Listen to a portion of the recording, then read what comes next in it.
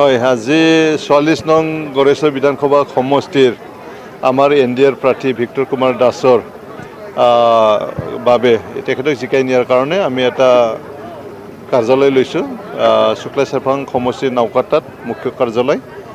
কাৰণ এই শুক্লাই চেৰফাংটো মাজত হয়, গড়েশ্বৰ সমষ্টি আৰু নাগৰিজুলি তাৰ মাজত শুক্লাই চেৰফাং সমষ্টি, গতিকে মিডিল এৰিয়া হোৱাৰ কাৰণে মুখ্য কাৰ্যালয় ইয়াতে পাতা হৈছে আৰু এটোকে খুব উদ্বোধন কৰিলোঁ। আৰু এইবাৰ আমি আমাৰ NDAৰ প্ৰাৰ্থী ভিক্টৰ কুমাৰ দাসক বিপুল ভোটত আমি জিকাই নিম। আমাৰ BPF দল, AGP দল আৰু BJP আমি এলায়েন্স হিচাপে আছোঁ, NDA নেশ্যনেল ডেম'ক্ৰেটিক এলায়েন্স হিচাপে আছোঁ। গতিকে 15টা সমষ্টি BTCত আছে, তাৰে ভিতৰত 4টা সমষ্টিত BJPয়ে মানে নিৰ্বাচন খেলিব আৰু 11খন সমষ্টিত BPF দলে মানে নিৰ্বাচন খেলিব।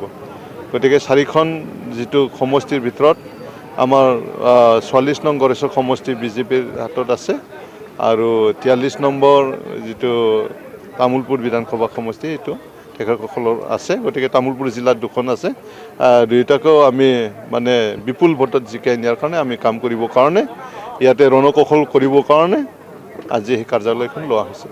BTCৰ এগৰাকী প্ৰাক্তন পাৰিষদ ৰবীন্দ্ৰ বলা বিশ্বাসে নিৰ্দলীয়ভাৱে প্ৰতিদ্বন্দ্বিতা কৰিছিল, তেওঁ কিবা প্ৰভাৱ পেলাব নেকি?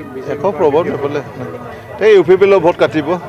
তেখেত UPPL আছিলে, যোৱা BTC নিৰ্বাচনত তেখেতে UPPL হিচাপে খেলিছিল আৰু তেখেতে BPF দলত যোগদানো কৰা নাই।